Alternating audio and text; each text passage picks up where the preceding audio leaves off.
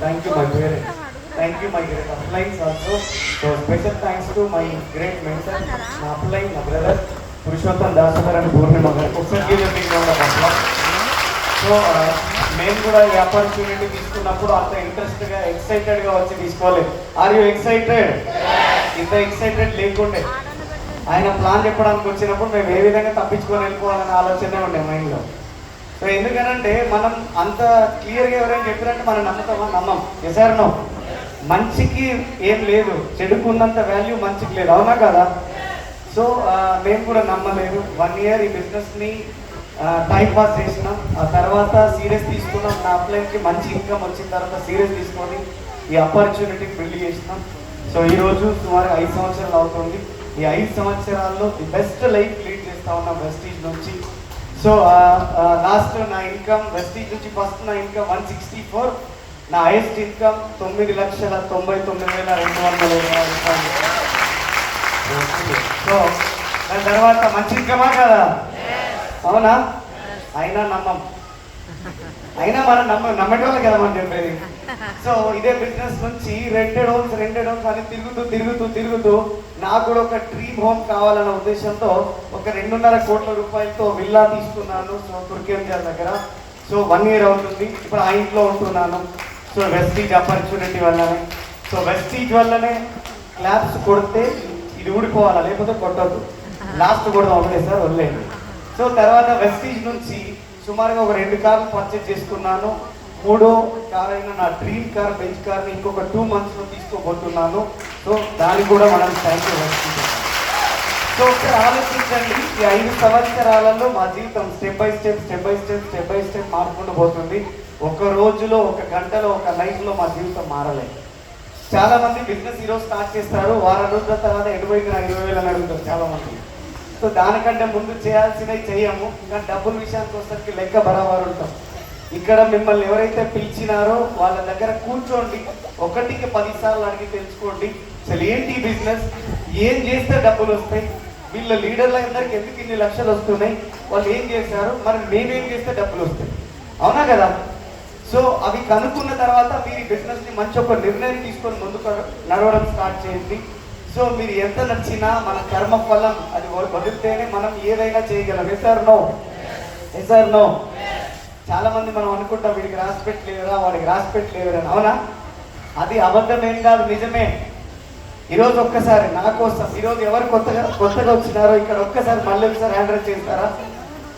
మళ్ళీ ఒకసారి give the big round of applause వీళ్ళందరికీ వస్తారా?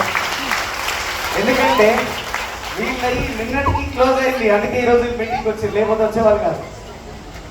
Yes or no? చలో ఒక చిన్న మాట చెప్తా, వింటారా? సో ఏంటి అసలు అంటే దాన్ని కర్మఫలం అంటారు. ఆ కర్మఫలం అనేది పోకపోతే మనం ఏది పట్టినా అది బంగారంగా మట్టి అవుతుంది. సో అది ఏ విధంగా అంటే ఒక భార్య భర్తలు ఉన్నారు, వారికి ఒక గారాల పట్టి కూతురు ఉన్నారు, ఒక కూతురు. సో ఆ కూతురు ఎట్లా అంటే మట్టిలో కూడా కాళ్ళు పెట్టినంత ప్రేమతో వాళ్ళు పెంచారు. వాళ్ళ తల్లిదండ్రుల దగ్గర వాళ్ళు కరోడ్పతులు, కోటీశ్వరులు వాళ్ళు. సో కాబట్టి వాళ్ళ పాపని అంతే ప్రేమగా, అంతే అల్లరి ముందుగా పెంచారు. సో పెంచిన తర్వాత ఎన్ని రోజులైనా ఒక అయ్యే చేతిలో పెట్టాల్సిందే. ఎసర్నో? సో కాబట్టి ఏ తండ్రి అయినా ఏం ఆలోచిస్తారంటే నాకంటే గొప్పవాడు అయి ఉండాలి నా అల్లుడు అని ఆలోచిస్తారు, అవునా? సో ఒక మంచి అబ్బాయిని, ఇతని కంటే ఎక్కువ ధనవంతుని అతనికి ఇచ్చి పెళ్లి చేయడం స్టార్ట్ చేశారు. పెళ్లి అయిపోయింది, 6 months అయింది, 1 year అయింది. సో 1 year తర్వాత వాళ్ళు వీళ్ళకంటే ఎక్కువ డబ్బులు ఉన్న వాళ్ళు, కానీ వాళ్ళు చేసే బిజినెస్లు అన్నీ లాస్ అయిపోవడం వల్ల వాళ్ళు హీరో నుంచి జీరోకి వచ్చేసారు. కోట్ల రూపాయలు చూసిన వ్యక్తులు కూడా తినడానికి తిండి లేని పొజిషన్కి వచ్చేసారు. అంటే పరిస్థితులు మనిషిని ఎలా అయినా తారుమారు చేస్తే ఎసర్నో? అది మన ఆలోచన విధానం మీద ఆధారపడి ఉంటుంది. సో ఆ సిచ్యువేషన్లో వాళ్ళు ఇంకా వాళ్ళ పొజిషన్ తిండి లేని పరిస్థితికి వచ్చేసినారు. ఒకరోజు వాళ్ళ అల్లుడు కూడా బిజినెస్ అన్నీ ఆగిపోయినాయి కాబట్టి ఒక జాబ్ చేస్తూ ఆ ఫ్యామిలీని గడిపించే పరిస్థితికి వచ్చిండ్రు. ఒకరోజు వాళ్ళ అత్తగారింటి వైపు ఒక పని పైన వెళ్ళిపోయి, అరే మా అత్త వాళ్ళ ఇంటి దగ్గరికి వచ్చాను కదా, అక్కడ కొంచెంసేపు రిలాక్స్ అయ్యి కొంచెం ఫోన్ చేసి వెళ్ళిపోదాము, ఇక్కడ దాకా వచ్చిన కదా అని అల్లుడు అత్తయ్య దగ్గరికి వెళ్ళిపోయినాడు.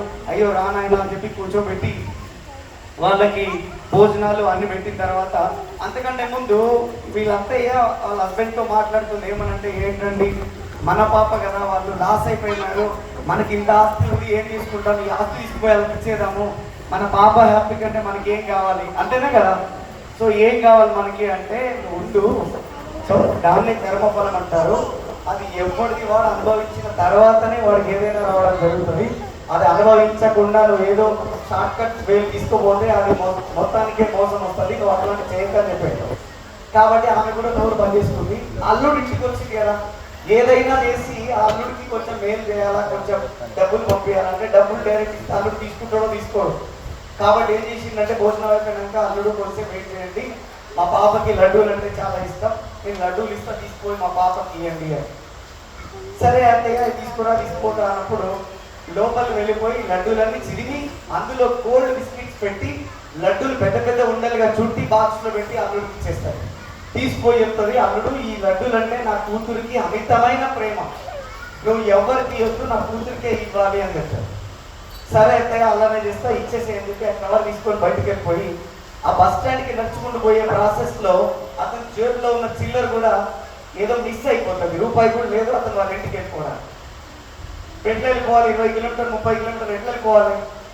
సో కాబట్టి ఏం చేసిండు, స్వీట్ బాక్స్ తీసుకున్నాడు, ఈయన చేతిలో ఉంది, పక్కన చూస్తే స్వీట్ హౌస్ ఉంది, స్వీట్ బాక్స్ తీసుకుపోయి స్వీట్ షాప్లో ఇచ్చి తీసుకో, ఎట్లా పిలుస్తూ వాళ్ళు ఇచ్చే నా దగ్గర బస్ కిరాయి అని చెప్పేసి.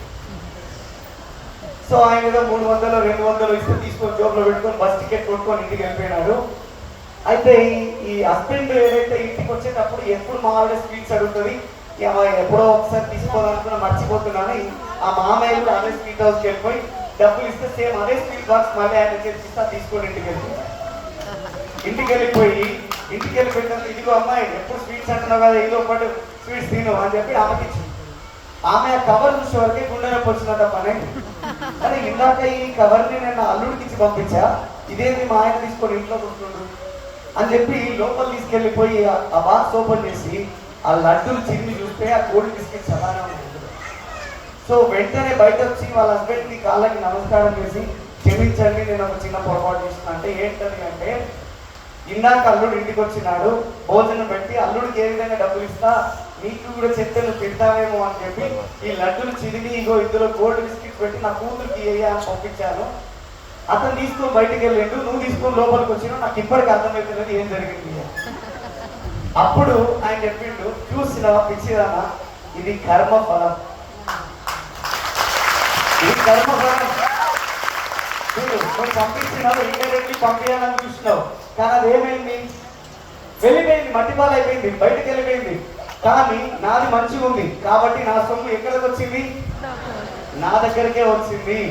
చేసిన పాపాలు చేసిన పనులు అవన్నీ క్లియర్ అయితే తప్ప మన జీవితంలో మోక్షం కలగదు.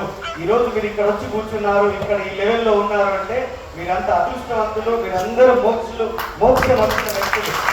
సో కాబట్టి ఇదే నమ్మకంతో ఒక 2 సంవత్సరాలు మిమ్మల్ని మీరు నమ్మండి, మీ పక్కింటోనో పైంటోనో నమ్మద్దు.